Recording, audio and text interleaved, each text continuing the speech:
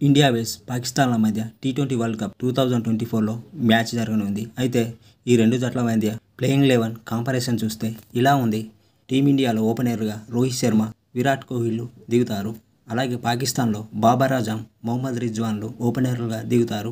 రోహిత్ శర్మ విషయానికి వస్తే రోహిత్ శర్మ మంచి హిట్టర్ అని అందరికీ తెలిసిందే. రోహిత్ శర్మ స్టాండ్ అయితే మాత్రం భారీ స్కోర్ పోక తప్పదు. అలాగే విరాట్ కోహ్లీ కూడా టీ20 క్రికెట్లో పేరున్న వ్యక్తి. అలాగే విరాట్ కోహ్లీ కూడా క్లిక్ అవుతే భారీ స్కోర్ పోతుంది. అయితే ఈ టీ20 వరల్డ్ కప్లోనే రోహిత్ శర్మ, విరాట్ కోహ్లీ ఓపెనింగ్ చేస్తున్నారు. అలాగే పాకిస్తాన్లో బాబర్ ఆజమ్ అండ్ మొహమ్మద్ రిజ్వాన్లు ఓపెనర్గా ఉంటారు. ఈ ఓపెనర్లు ప్రపంచవ్యాప్తంగా జోడీ. అలాగే బాబర్ ఆజమ్ కూడా మంచి బ్యాటర్. అయితే తన స్టాండ్ అయితే మినిమం 150 స్ట్రైక్ రేట్తో వెళ్ళే అవకాశాలు ఉన్నాయి. అలాగే మొహమ్మద్ రిజ్వాన్ కూడా మంచి స్ట్రైక్ రేట్ ఎక్కువ రన్ చేస్తూ ఉంటాడు. అయితే ఈ ఓపెనింగ్ జోడీ గతంలో చాలా మ్యాచ్లు గెలిపించారు.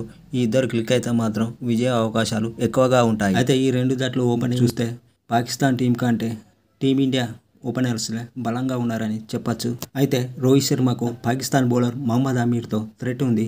ఎందుకంటే ఇప్పటి వరకు వీళ్ళిద్దరి మధ్య 2 మ్యాచ్లు జరిగాయి. 7 బాళ్లను రోహిత్ శర్మ ఫేస్ చేయగా 1 పరుగు మాత్రమే చేశాడు. అయితే మహమ్మద్ అమీర్ బౌలింగ్లో 2 సార్లు అవుట్ అయ్యాడు. అలాగే విరాట్ కోహ్లీ షాహిన్ అఫ్రీదితో 2 మ్యాచ్లు ఆడగా 22 బాల్ ఫేస్ చేశాడు, 34 పరుగులు చేశాడు. అయితే విరాట్ కోహ్లీని ఒక్కసారి అవుట్ చేశాడు. అలాగే పాకిస్తాన్ కెప్టెన్ బాబర్ ఆజమ్కు హర్షదీప్ సింగ్తో థ్రెట్ ఉండే అవకాశాలు కూడా ఉంది.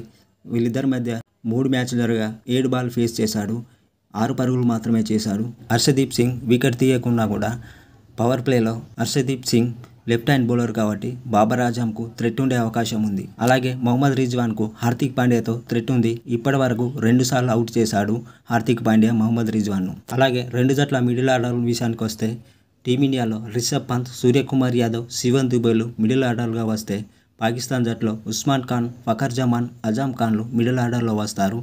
రిషబ్ పంత్ విషయానికి వస్తే తను ఎంత పెద్ద హిట్టరో అందరికీ తెలిసిందే. అయితే తను హిట్టింగ్ చేస్తే భారీ స్కోర్ వెళ్ళే అవకాశాలు కూడా ఉంటాయి. అలాగే సూర్యకుమార్ యాదవ్ కూడా మంచి ప్లేయర్. ఈ కొంచెం డల్ ఉన్నా కూడా మంచి ప్లేయర్ అని చెప్పుకోవచ్చు. అయితే సూర్యకుమార్ యాదవ్కు మాత్రం నసీం షాతో థ్రెట్ ఉంది. ఇప్పటి వరకు 2 మ్యాచ్లు ఆడగా సూర్యకుమార్ యాదవ్ 7 బాళ్లను ఫేస్ చేశాడు. నసీం షా బౌలింగ్లో 4 పరుగులు మాత్రమే చేశాడు. నసీం షా బౌలింగ్లో ఒక్కసారి అవుట్ అయ్యాడు సూర్యకుమార్ యాదవ్. అలాగే శివన్ దుబే కూడా మంచి హిట్టరు. IPL 2024లో ఎలా రాణించాడో అందరికీ తెలిసిందే. అలాగే పాకిస్తాన్ జట్లో ఉస్మాన్ ఖాన్ కూడా మంచి ప్లేయరే. తను పాకిస్తాన్ ప్రీమియర్ లీగ్లో కూడా రాణించాడు. అలాగే తన జట్టు తరఫున కూడా కొన్ని మ్యాచ్లో రాణించాడు. అలాగే ఫఖర్ జమాన్ కూడా మంచి ప్లేయరు. తను కూడా మంచి హిట్టరు. తను కూడా మంచి స్ట్రైక్ రేట్తో భారీ స్కోర్లు చేసే అవకాశాలు కూడా ఉంటాయి.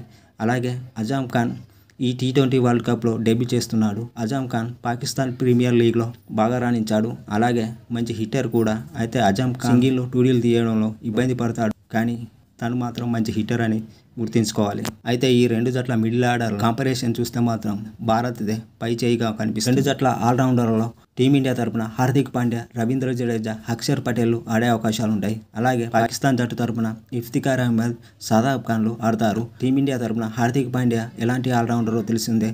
అలాగే హార్దిక్ పాండ్యా మంచి హిట్టర్ అయిన సంగతి తెలిసిందే. అలాగే హార్దిక్ పాండ్యా పాకిస్తాన్తో ఆడడం అంటే మాత్రం చాలా ఆడే అవకాశాలు ఉంటాయి. అంతేకాకుండా పాకిస్తాన్ జట్టు మీద ఎక్కువగా వికెట్లు తీస్తూ ఉంటాడు, పరుగులు కూడా చేస్తూ ఉంటాడు. అలాగే రవీంద్ర జడేజా కూడా ఇంటర్నేషనల్ నెంబర్ 1 ఆల్రౌండర్. అలాగే తను మంచి హిట్టర్ కూడా. అలాగే అక్షర్ పటేల్ కూడా బ్యాట్తో అటు బాల్ రాణిస్తూ ఉంటాడు.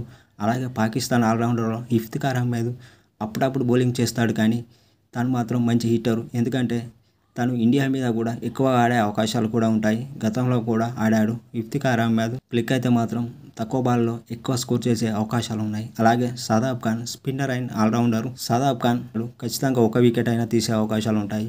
అయితే షాదాబ్ ఖాన్ మంచి హిట్టర్ కూడా, బ్యాటింగ్తో కూడా రాణిస్తాడు. అయితే ఈ రెండు జట్ల ఆల్రౌండర్ కంపారిజన్ చూస్తే మాత్రం ఇండియా ఆల్రౌండర్లే బలంగా ఉన్నారని తెలుస్తోంది. అయితే బౌలింగ్ విషయానికి వస్తే టీమిండియా బౌలింగ్లో జస్ప్రీత్ బుమ్రా, హర్షదీప్ సింగ్, మొహమ్మద్ సిరాజ్లు ఉన్నారు. పాకిస్తాన్ బౌలింగ్లో షాహిన్ అఫ్రీది, నసీం షా, మహమ్మద్ అమీర్, హరీష్ రాఫ్లు ఉన్నారు. జస్ప్రీత్ బుమ్రా ఎలాంటి బౌలర్ అనేది అందరికీ తెలిసిందే. జస్ప్రీత్ బుమ్రా ఇలాంటి పిచ్ మీద వికెట్లు తీసే అవకాశాలు ఎక్కువగా ఉన్నాయి. అలాగే హర్షదీప్ సింగ్ కూడా ఈ పిచ్ మీద ఇప్పటికీ వికెట్లు తీశాడు. అయితే మొహమ్మద్ సిరాజ్ కూడా ఎలా ఆడతాడనేది చూడాల్సి ఉంటుంది. అయితే పాకిస్తాన్ పేసర్లను చూస్తే షాహిన్ అఫ్రీది మంచి బౌలర్ అని చెప్పచ్చు. ఇలాంటి పేస్ కనుకూలించే పిచ్చుల మీద తను రాణించే అవకాశాలు ఎక్కువగా ఉంటాయి. అయితే షాహిన్ అఫ్రీది విరాట్ కోహ్లీని అవుట్ చేయాలని చూస్తూ ఉంటాడు. అలాగే నసీం షా కూడా మంచి బౌలరు.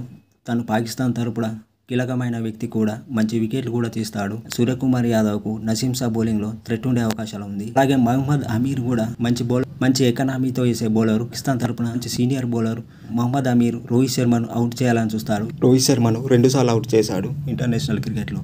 అలాగే హరీష్ రాఫ్ కూడా మంచి బౌలర్ అని చెప్పచ్చు. హరీష్ రాఫ్ కూడా క్లిక్ అయ్యే అవకాశాలు కూడా ఎక్కువగా ఉంటాయి. అయితే ఈ 2 జట్ల పేసర్లను కంపారిజన్ చూస్తే మాత్రం పాకిస్తాన్ కాస్త కొంచెం హై ఉంటుందని చెప్పచ్చు. అయితే మాత్రం ఈ న్యూయార్క్ పిచ్ పేసర్లకు అనుకూలిస్తుంది కాబట్టి టాస్ గెలిచిన జట్టు ఫీల్డింగ్ ఎంచుకునే అవకాశాలు ఉన్నాయి.